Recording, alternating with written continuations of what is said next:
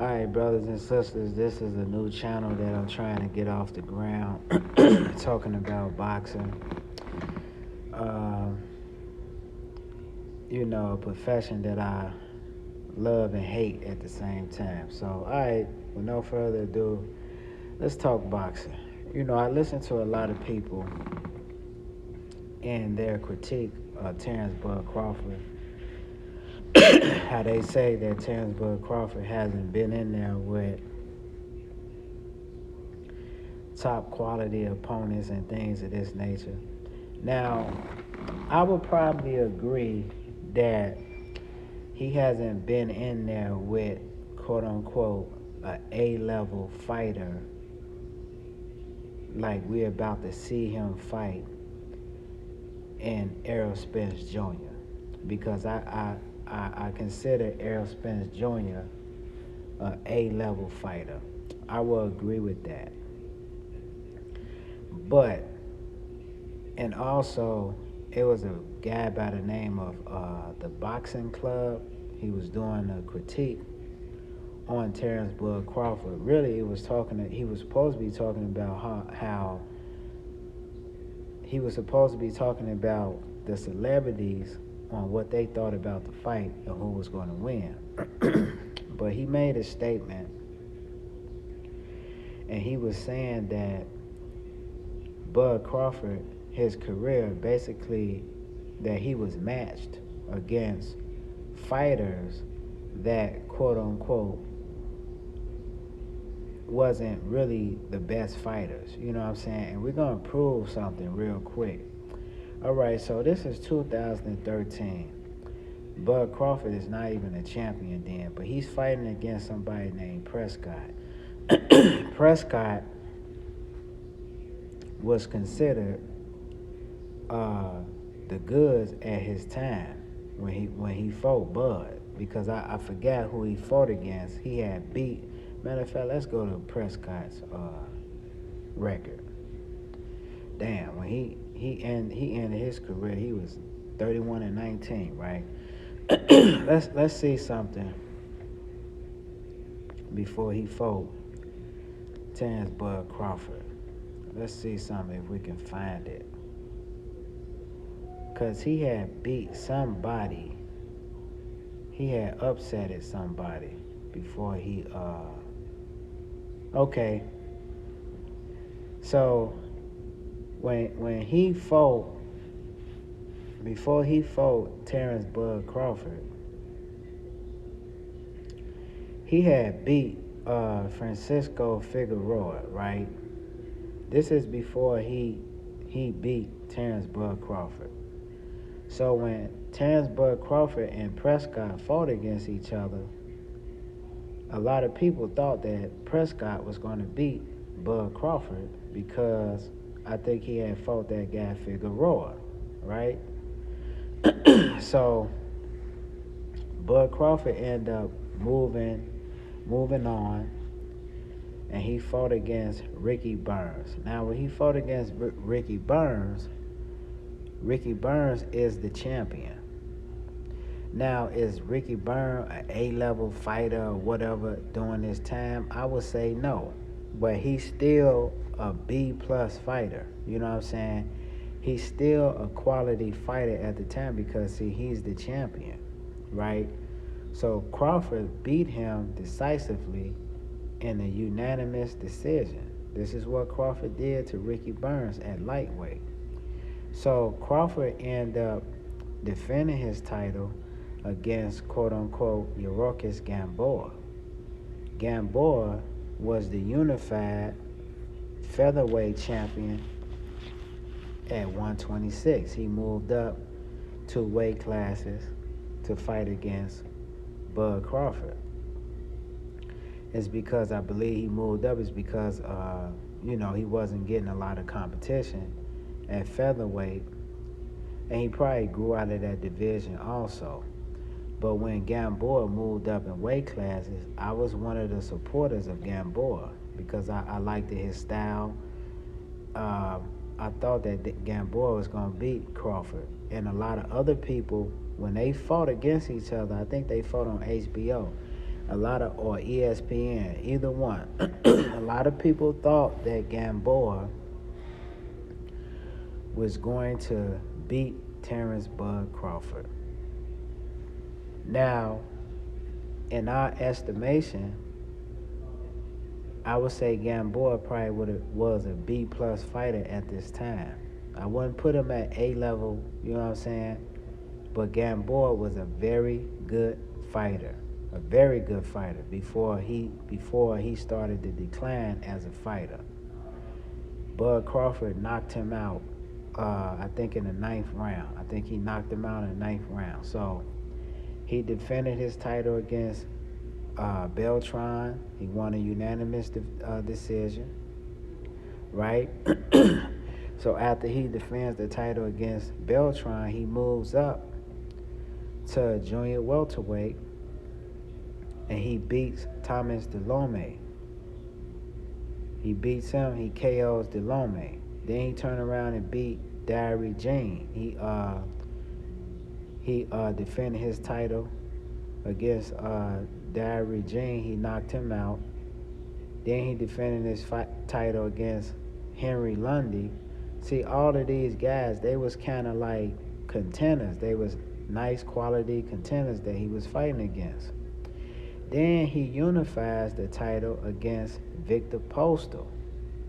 Victor Postal was the WBC super lightweight champion during that time. He beat Victor Postal in a unanimous decision. Then he turned around and beat John Molina Jr. He defended his title against John Molina Jr. TKO'd him. Then he beat Felix Diaz. Felix Diaz was considered a pretty good quality opponent when he fought against him. And Felix Diaz was, I think he was a decorated amateur fighter just as well. Then he fights against, I think he unifies all the titles against Julius Ndongo. He KOs Julius Ndongo. Then he moves up and fight against Jeff Horn for the WBO title. Jeff Horn had just come off of a upset win over Manny Pacquiao. Then he defends the title against Jose Benavidez, right? Which his brother Benavidez is at 168, right? He KO'd Benavidez, which was a very good, entertaining fight, right? It was a very good, entertaining fight. He fought against Amir Khan. A lot of people criticized him against Amir Khan. He KO'd Amir Khan. Then he turned around and fight the Mean Machine Kavaliauskas. He KO'd Kavaliauskas, which was a classic fight because Kavaliauskas came to fight Bud Crawford. Now, mind you, when Bud Crawford is fighting Jose Benavidez, Amir Khan, and Kavaliauskas, and Jeff Horn, when he fought against these four guys, when Bud Crawford moved up from junior welterweight, he was calling out, what's his name? Errol Spence Jr. He was calling out Keith Thurman. He was calling out Sean Porter. Not so much, he was calling out all the top welterweights in that division when he moved up. All three of those champions did not want to fight him. What's his name? Errol Spence was on record saying that, why would I fight you? And I can take the easy route out. This is what Errol Spence Jr. said about Bud Crawford. Why would I fight you and I can go fight Sean Porter? This is what he's on record saying. So when he fought Kavaliauskas, Amir Khan, Jose Benavidez, Jeff Horn, Bud Crawford was already calling out the top welterweights. They told him to go get a belt. This is why he went and fought Jeff Horn. He beat Jeff Horn for the WBO welterweight title. Then he defended the title against Amir Khan, Jose Benavidez Jr., the Mean Machine Kavaliauskas. Then he fought against Amir Khan. Amir Khan beat Sean Porter, right? He lost to Errol Spence Jr. in a very good, entertaining fight. That was a classic fight. It was a pretty good. I wouldn't so much say it was a classic, but it was a very good, entertaining fight because Kell Brook was beating Errol Spence Jr. A lot of people forget this. He was beating Errol Spence Jr. And also, Kell Brook was winning on points against Bud Crawford before Bud Crawford knocked Kell Brook out. So when he fought Kell Brook, the first 6 rounds or something like that, Kell Brook was beating Bud Crawford on points. He was outboxing Crawford. So to say that Crawford hasn't fought anybody is preposterous. You know what I'm saying? It's ludicrous. Then he turned around and fought Sean Porter. When he fought Sean Porter, I don't believe that he was pushing the gas against Sean Porter. Sean Porter was winning on points. When Bud Crawford saw that, when his corner told Bud Crawford that he was probably losing on some of the scorecards, Bud Crawford, man, he picked up the gas and knocked this dude out. You know what I'm saying? I would say TKO is because his father threw in the towel. So to sit up here and say that this man hasn't fought anybody is ridiculous. And this is the biasness of the boxing community, of today, in this time today. A lot of these boxing fans, they sit around here and criticize this man.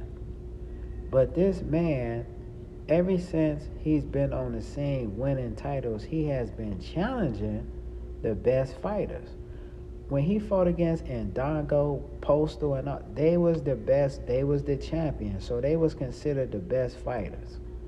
So when has he ever ducked? Now they would say that he ducked Lipinets and all this, but how in the world he gonna duck Lipinets?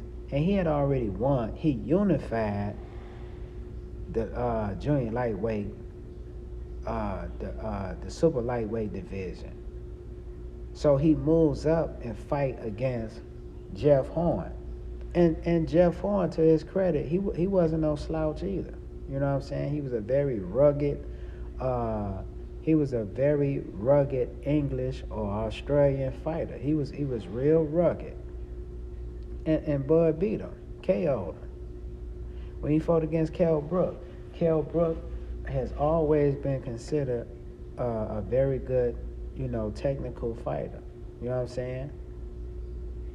And I would say even Amir Khan, because Amir Khan, even though he don't have a chin, but Amir Khan is a very good, he's a very good boxer just as well.